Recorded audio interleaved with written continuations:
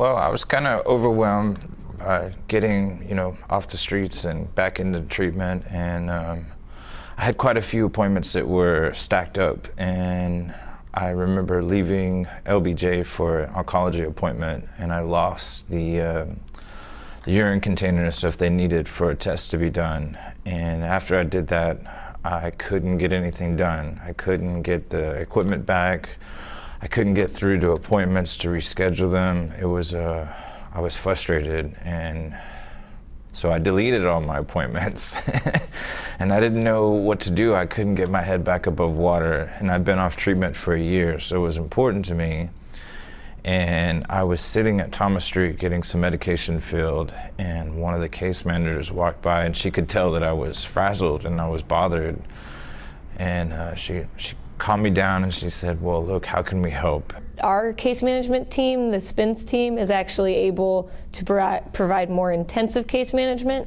So I was able to come to the site and coordinate with him and take some extra time with him to really understand what was going on and to look into those referrals, contact the people I needed to contact for that, because he didn't actually have access to a phone to be able to schedule those appointments, to check on referrals, to check on his medication, and to really get the answers that he needed to feel comfortable that his health care was all going well.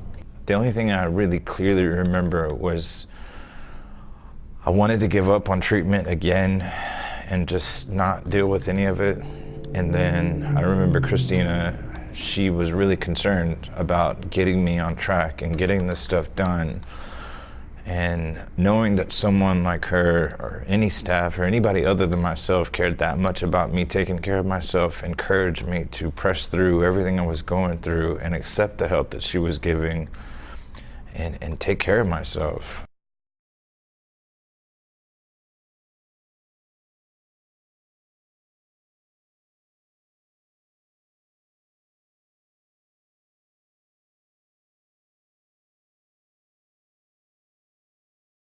Well, my previous clinic, I felt like a number, and that led to my first getting off. And then getting back on, yes, I was very overwhelmed. I was getting off of drugs and trying to get right and stay right, so it was difficult. It was very difficult. And my past, just throw my hands up in the air and give up. David originally didn't feel comfortable necessarily asking for help. And that's why he got into the situation in the pharmacy. He was getting overwhelmed. It was way too much for him to handle, and that's understandable, because when he told me about it, I was like, let's slow down and maybe map this out, because it's a lot of moving pieces. But once he understood that, that's what I'm here for. I'm here to help you. I'm here to untangle this with you so that you can get the best care. I think it's that building of trust that allows people to tell you what's really going on in their life. Because a lot of our clients face different, mental health issues or substance abuse issues or other things that they might not necessarily feel comfortable talking about or letting you know, like, this is why I'm missing my appointments. I'm really struggling with this. So I think you really have to lay that foundation with clients so that they feel comfortable to come in and talk to you about what's going on so that we can work through it. I don't know how to deal with life on life's terms, and when that happens, I don't ask for help, and I just give up and I get high. And I didn't have to do that this time.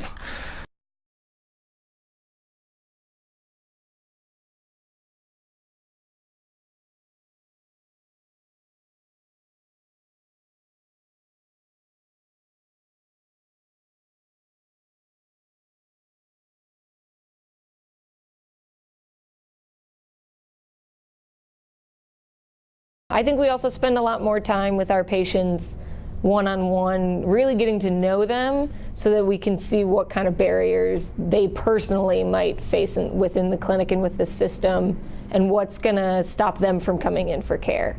Because our number one goal is for them to be in medical care, taking their medication and stabilized, but we understand that if you're living on the streets, you don't know where you're going to get your next meal, you don't know where you're going to be able to shower, you have to run by the rules of all these shelters and everything and the different time commitments, it can be very overwhelming.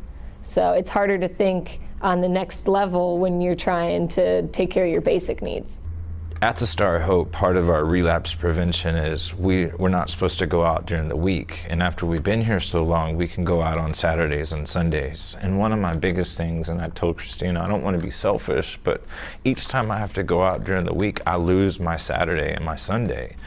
So she was real concerned about that. She heard the concern that I had because it was important to me to be able to go out on the weekend and not spend all this time going to doctors and just being shuffled around. So she has been able to work with me and work with my schedule to get one thing scheduled a week, so I only lose one Saturday and not the Sunday also.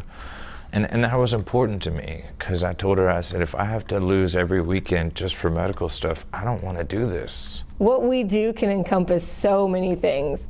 Our program in particular, the Spns team, Robert really encourages us to step outside the box, go that extra mile for clients because we can. That's what our project was designed to do. It was like a hand was reached out for me and all I had to do was grab on, and once I grabbed on, everything just kind of took off. I couldn't have done it, and there were a lot more hands that I don't even know about, and I couldn't have done it. I couldn't have.